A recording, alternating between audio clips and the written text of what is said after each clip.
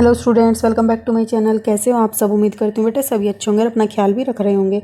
तो बेटा आज हम करने जा रहे हैं अपनी वर्कशीट नंबर 21, ठीक है, जो कि क्या है, क्लास 10th की है, साइंस सब्जेक्ट की है बेटा, 21 तारीख की है और हिंदी मीडियम के लिए, ठीक है। इंग्लिश मीडियम के लिए पहले ही बन चुकी है, तो कोई इंग्लिश मीडियम का है तो वो देख लेना, ठीक है।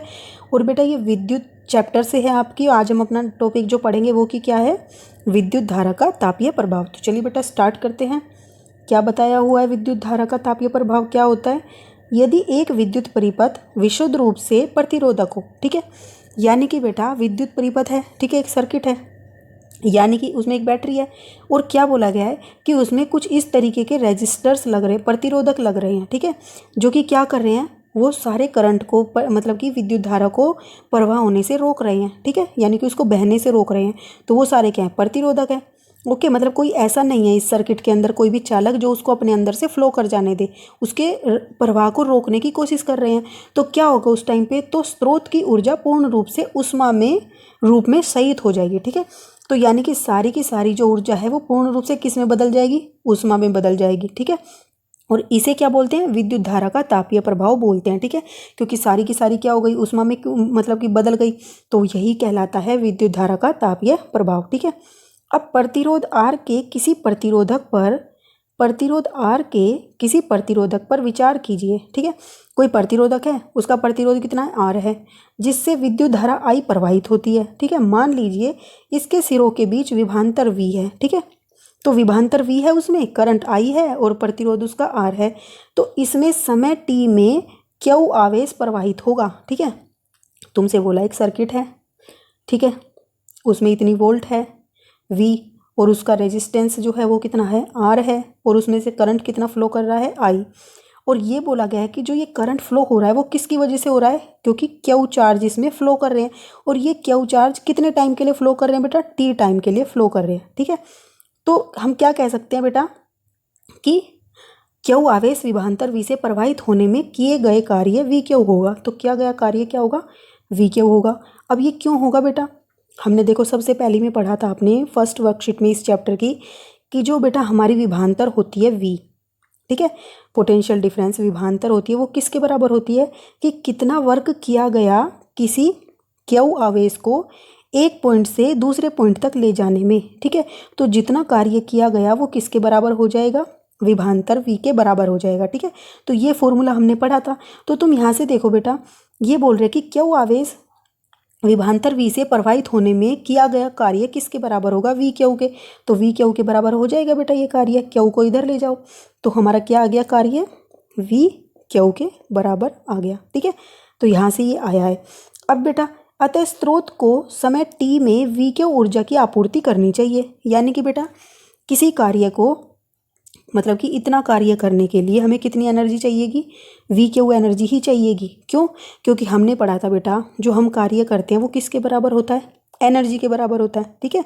मतलब कि तुम ऐसे कह सकते हो कि हम उतना ही कार्य कर सकते हैं जितनी हमारे अंदर एनर्जी हो, या फिर हम जितनी मतलब कि जितना हमें कार्य करना है उतनी एनर्जी चाहिए, या तो ऐसे कहो कि जितना कार्य मतलब करना है उतनी एनर्जी चाहिए, या फिर हमारे अंदर जितनी एनर्जी हम उतना कार्य कर सकते हैं, यानी कि दोनों बराबर हैं, ठीक है। तुमने 9th में भी पढ़ा होगा इसको। तो ये यही बोल रहे हैं, यानी कि स्रोत मतलब कि स्रोत को, यानी कि सोर्स को जो हमें क्या दे रहा है, एनर्जी दे रहा है, ठीक है। तो स्रोत को समय t में VQ कार्य करने के लिए मतलब कि इतना कार्य करने के लिए इतनी ही ऊर्जा की आपूर्ति करनी होगी, ठीक है। अतः स्रोत द्वारा परिपथ में निवेश शक्ति क्या होगी, ठीक है। तो अब बेटा एक बात और जानो कि तुमने पढ़ा था कि पावर क्या होती है, मतलब कि हम जितना काम कर पाते हैं कितने समय में कर पाते हैं, ठीक है। तुम हो और तुम्हारा कोई फ्रेंड है, दोनों मतलब कि 1 मिनट में तुम कितना दौड़ते हो और 1 मिनट में वो कितना दौड़ता है, कितनी दूरी तय करता है। तो ये तुम्हारी क्या है, कैपेसिटी है, ठीक है, तुम्हारी क्षमता है कि तुम 1 मिनट में 1 किलोमीटर दौड़ लो। 1 मिनट में तो नहीं दौड़ सकते, ठीक है। 1 किलोमीटर एग्जाम्पल ले रही हूँ कि तुम 1 मिनट में मतलब कि एक घंटे में सोचो, ठीक है, 1 घंटे में 1 किलोमीटर दौड़ लेते हो, और तुम्हारा फ्रेंड क्या है 1 घंटे में 1.5 किलोमीटर दौड़ लेता है। तो तुम्हारी कितनी हो, मतलब कि जो तुम्हारा फ्रेंड है उसकी पावर क्या हो गई, ज़्यादा हो गई, उसकी क्षमता तुमसे ज़्यादा हो गई। तो क्या हो गया, एक तरीके से कि रेट ऑफ डूइंग वर्क हो गया, ठीक है, कि एक समय में कितना कार्य कर सकता है कोई एक पर्टिकुलर समय में, वो उसकी शक्ति बन जाती है, ठीक है।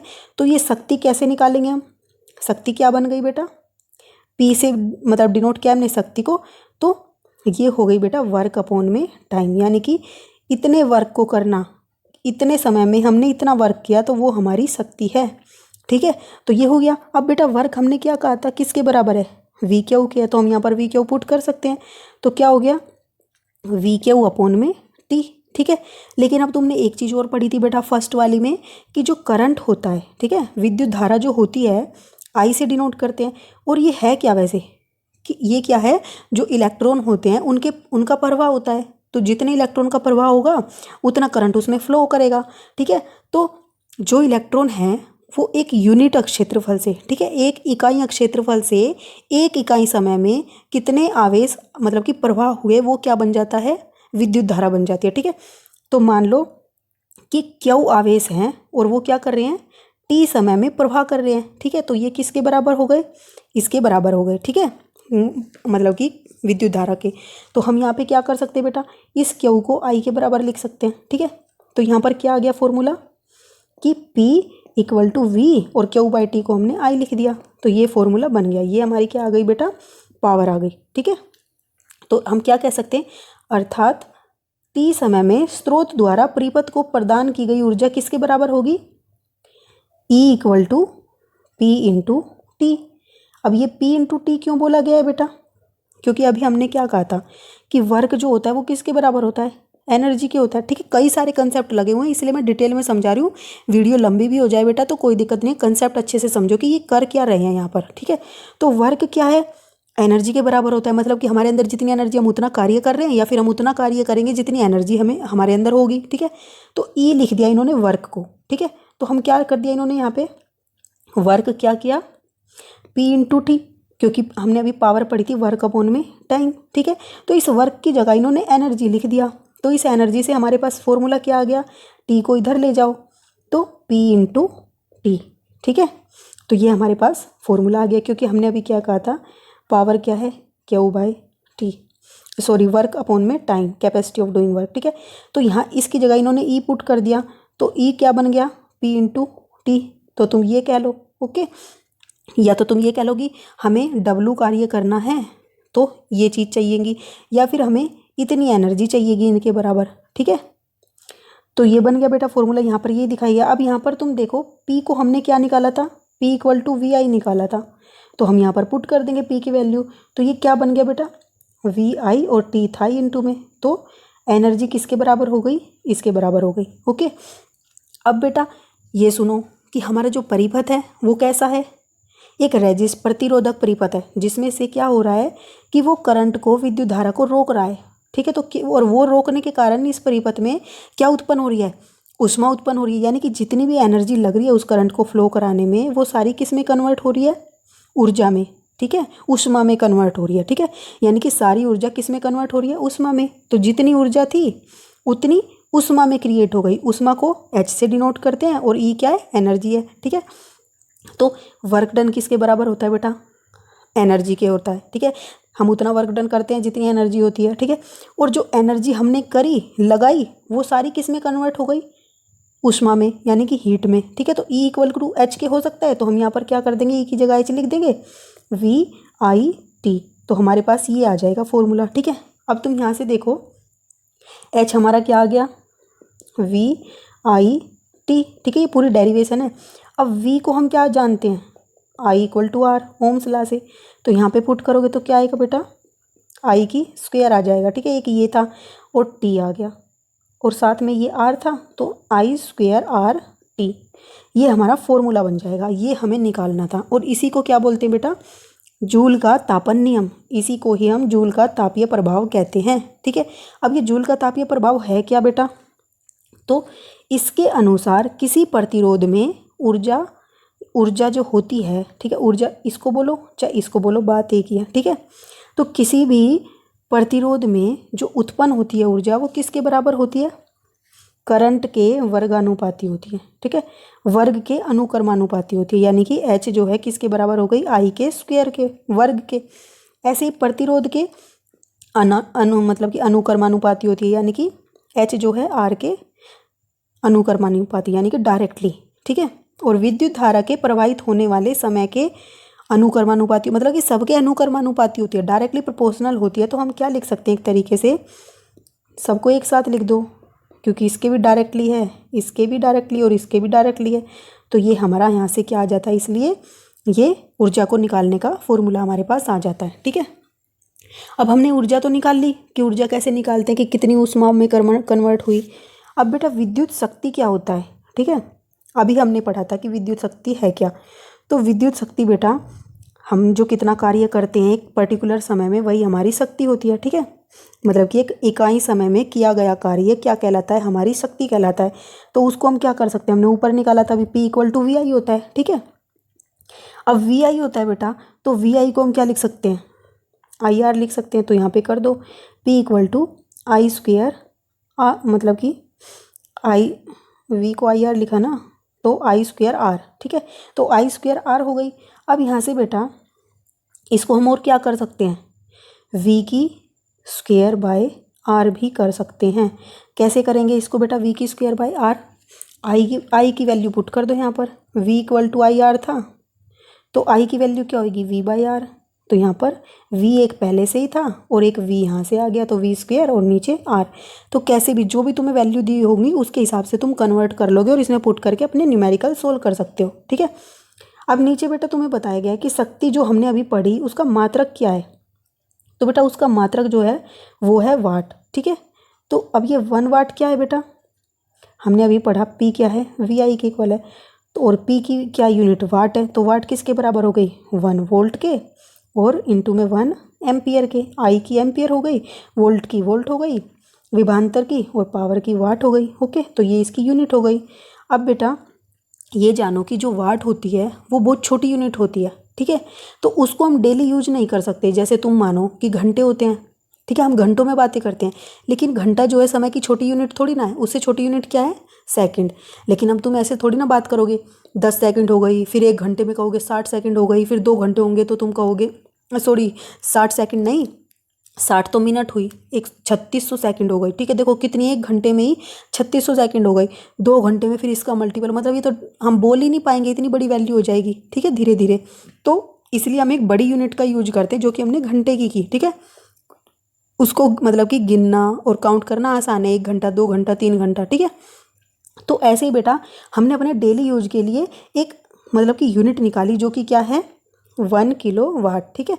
इसको व्यावसायिक यूनिट बोलते हैं, ठीक है, ऊर्जा की व्यावसायिक यूनिट। तो 1 किलोवाट घंटा हमने यूनिट को यूज करना शुरू किया, और वो 1 किलो घंटा किसके बराबर होती है, इतने जूल के बराबर होती है, ठीक है।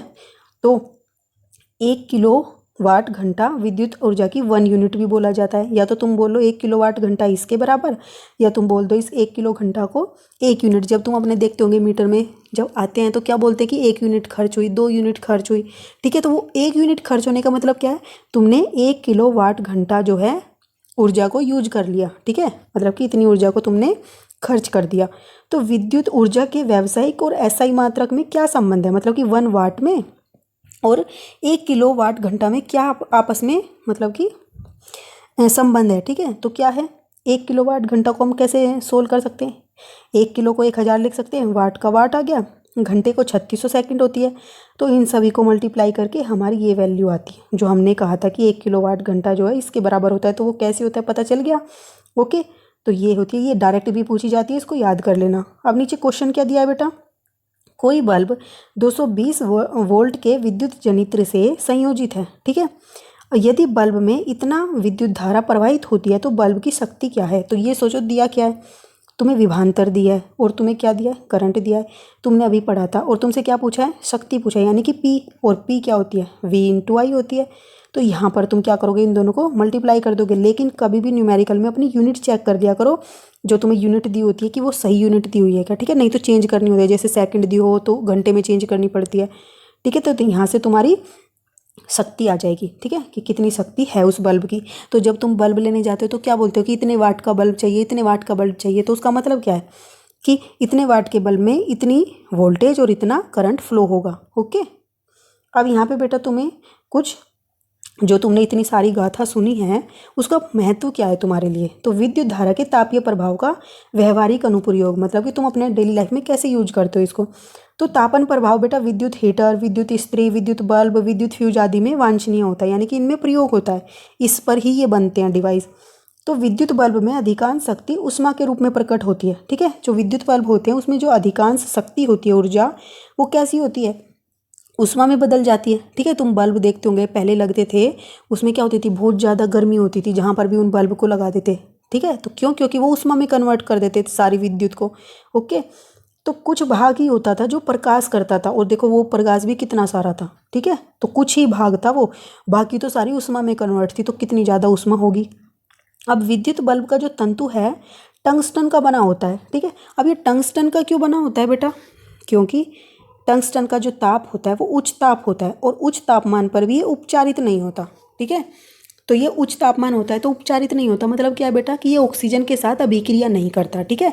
ऑक्सीजन के साथ अभिक्रिया करके सब क्या बन जाते हैं, उपचारित हो जाते हैं, यानी कि ऑक्सीडाइज हो जाते हैं, जैसे कि लोहे में जंग लग जाता है, ठीक है। तो वो क्या हो जाता है, ऑक्सीडाइज हो जाता है। और बेटा इसका साथ ही गलनांक उच्च होता है। गलनांक मतलब कि ये जल्दी से गलती नहीं है, गलती का मतलब टूटती नहीं है, पिघलती नहीं है, क्योंकि इतना ज़्यादा टेम्परेचर ये सहन कर सकती है। और बल्बों में बेटा रासायनिक दृष्टि से अक्रिय नाइट्रोजन और आर्गन गैस जो है भरी जाती हैं, जिससे तंतु की आयु में वृद्धि होती है। अब कैसे होती है वृद्धि, तो बेटा जो नाइट्रोजन होती है और आर्गन गैस होती है ये क्या होती है, अक्रिय होती हैं, ठीक है, क्रियाशील नहीं होती। क्यों, और जो नाइट्रोजन होती है तुम देखते होंगे इसको हम किस लिए यूज करते हैं, ठंडक के लिए, ठीक है, ये ठंडी होती है। तो ये क्या करती है बेटा, जो बल्ब होता है वो कुछ इस तरीके का होता है, ठीक है, इसमें फिलामेंट लगी होती है ये बीच में, ओके। तो यहाँ जो होती है ये N2 गैस या आर्गन गैस भरी होती है, तो वो क्या करती है, जितनी भी इसमें टेम्परेचर ऊष्मा उत्पन्न हुई ये उसको दूर निकालती रहती है, ठीक है, दूर भगाती रहती है फिलामेंट से, तो जिससे ये ठंडी होती रहती है, और नाइट्रोजन की वजह से, तो इस वजह से इसकी वृद्धि हो जाती है, जल्दी से नहीं इसका तापमान बढ़ पाता और ये टूट पाती है, और जिससे ये इसकी लाइफ बढ़ जाती है, ठीक है। अब बेटा विद्युत फ्यूज क्या है, विद्युत फ्यूज यह एक सुरक्षा युक्ति है जो शॉर्ट सर्किट या ओवरलोडिंग के समय बिजली के उपकरणों की रक्षा करती है, ठीक है। तो ये एक सुरक्षा युक्ति है, तुम देखते होंगे आजकल घरों में फ्यूज लगे होते हैं, ठीक है, और वो ख़राब हो जाते हैं जब भी ज़्यादा मतलब कि करंट आता है, मतलब कि विद्युत फ्लो होती है, बिजली आती है, तो ये टूट जाता है, और जिससे हमारे घर के कनेक्शन कट हो जाता है। तो ये क्या करता है, बचा लेता है सभी उपकरणों को ख़राब होने से, कट करके कनेक्शन को अपने आप ही। तो फ्यूज किसी ऐसी धातु और मिश्र धातु के तार का टुकड़ा होता है जिसका उचित गलनांक यानी कि कम होता है, गलनांक उचित होता है उस सर्किट के लिए, उस हिसाब का हम फ्यूज उसमें यूज करते हैं। उदाहरण के लिए एल्यूमिनियम, कॉपर, आयरन, लेड आदि, ठीक है, इस तरीके के धातु या मिश्र धातुओं से मिलकर ये बनाए जाते हैं, ठीक है। तो फ्यूज हमेशा बेटा क्या होता है, लाइव तार के साथ श्रेणी क्रम में संयोजित किया जाता है, ठीक है। तो इसको श्रेणी क्रम में जोड़ा जाता है, ठीक है। हम पढ़ चुके हैं श्रेणी क्रम को अपनी लास्ट वाली वर्कशीट में कि क्या होती है, ताकि क्या हो बेटा, श्रेणी क्रम में क्या होता है, पहले एक हम उपकरण जोड़ते, फिर उसके बाद दूसरा जोड़ते, फिर तीसरा। तो अगर ये उपकरण खराब हो गया तो वो आगे विद्युत नहीं जा पाती, जिससे क्या होता है, सर्किट ओपन हो जाता है और उसमें से करंट फ्लो नहीं कर पाता, ठीक है। अब बेटा नीचे क्या दिया है कि फ्यूज की विद्युत क्षमता उपकरण की तुलना में थोड़ी अधिक होती है। जो फ्यूज होता है बेटा, ठीक है, देखो इस तरीके हमने क्या कहा था, हम जो घर में यूज करते हैं अपने विद्युत, वो किस तरीके का सर्किट यूज करते हैं, पार्श्व क्रम वाला, क्योंकि फ्यूज वो श्रेणी क्रम वाला यूज करेंगे तो एक इंस्ट्रूमेंट खराब तो सब मतलब कि कोई भी नहीं चलेगा, ठीक है, एक बल्ब खराब तो कोई भी बल्ब नहीं जलेंगे, कोई भी उपकरण नहीं चलेंगे, ठीक है। तो इसलिए हम पार्श्व क्रम वाला यूज करते हैं कि करंट आया, ये खराब है तो बाकी तक तो पहुंच जाए। लेकिन जो फ्यूज होता है बेटा हम उसको यहाँ पर नहीं लगाते, ठीक है, उसको हम यहाँ पर लगाते हैं, ठीक है। तो ये क्या बन गया, सीरीज में बन गया अब, क्योंकि ये क्या हो रहा है बेटा, इसका एक तार तो बैटरी से जुड़ा है और एक तार इस सर्किट से जुड़ा है, ठीक है। तो ये बेटा किस में हो गया, फ्यूज में हो गया, मतलब कि फ्यूज में नहीं श्रेणी क्रम में हो गया, ओके। तो इसकी क्षमता ज़्यादा होती है, क्यों, क्योंकि जो पार्श्व क्रम में क्या होता है बेटा, करंट आया तो करंट तो डिवाइड हो जाता है, आधा यहाँ चला गया, आधा यहाँ, आधा यहाँ, तो इन सब में अलग अलग करंट जाता है, ठीक है। तो इनकी कैपेसिटी भी अलग अलग होती है। लेकिन फ्यूज में क्या है, जितना भी करंट आ रहा है बैटरी से वो सारा इसमें आ रहा है, तो इसकी कैपेसिटी ज़्यादा है, किससे, इन उपकरणों की बजाय विद्युत धारा के प्रवाह के लिए, ठीक है। तो ये बोल रहे हैं ये। अब बेटा कुछ क्वेश्चन कर लेते हैं जो नीचे दिए गए हैं, ठीक है।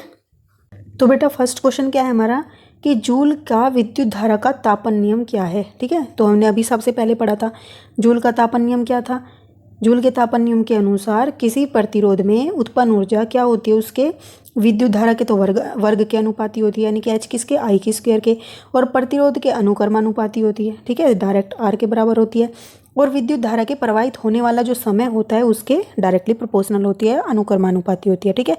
और इन सबको कंबाइन करके लिख देते हैं, यही हमारा जूल का तापन नियम है। ओके, सेकंड क्वेश्चन क्या है बेटा कि फ्यूज की तार विद्युत उपकरणों को कैसे बचाती है।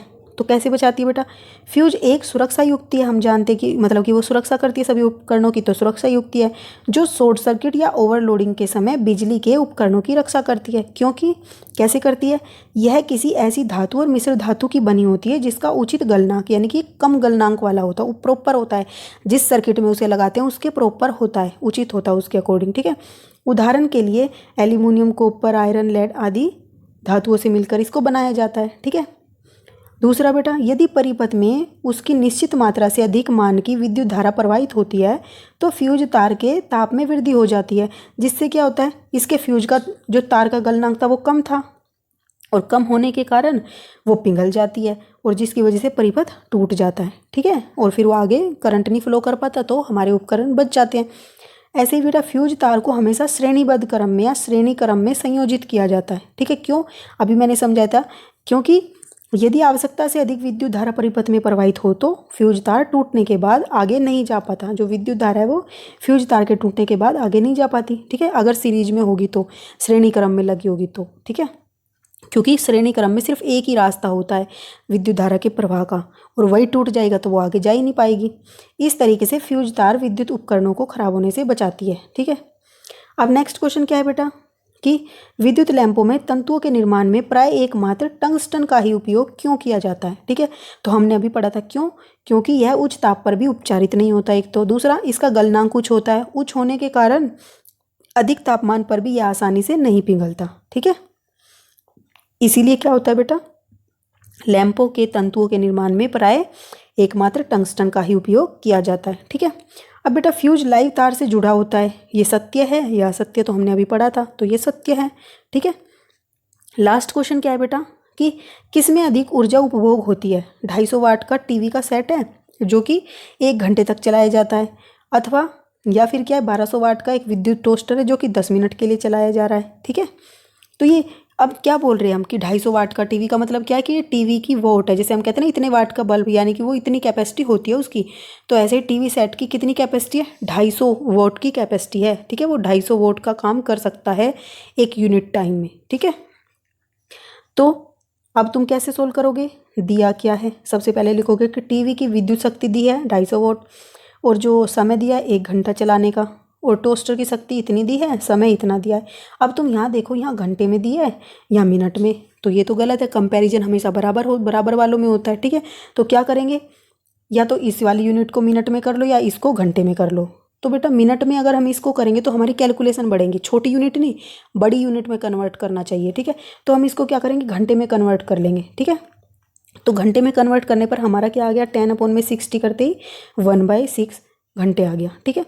तो अब हमें ज्ञात क्या करना है बेटा, तो ज्ञात करना है हमें किसमें अधिक ऊर्जा का उपभोग होगा, तो ई निकालना है हमें। तो ज्ञात क्या करा, जैसा कि हम जानते हैं ऊर्जा किसके बराबर होती है बेटा, शक्ति इंटू समय, ठीक है, पी इंटू टाइम के बराबर होती है, हमने पढ़ा था अभी। तो इसकी निकाल लेंगे एनर्जी, इसमें क्या करेंगे, इसकी पावर और इसका टाइम फिल करके यहाँ से 250 जूल की आ गई एनर्जी। और ऐसे टोस्टर की कितनी आई, 200 जूल। अब देखो 250 और 200 में कौन बड़ा है, 250, तो इसका मतलब किसकी, टीवी की जो एनर्जी है वो ज़्यादा है, मतलब कि इसलिए हम कह सकते हैं टीवी जो है अधिक ऊर्जा का उपभोग करेगा, यानी कि खर्च करेगा, ठीक है।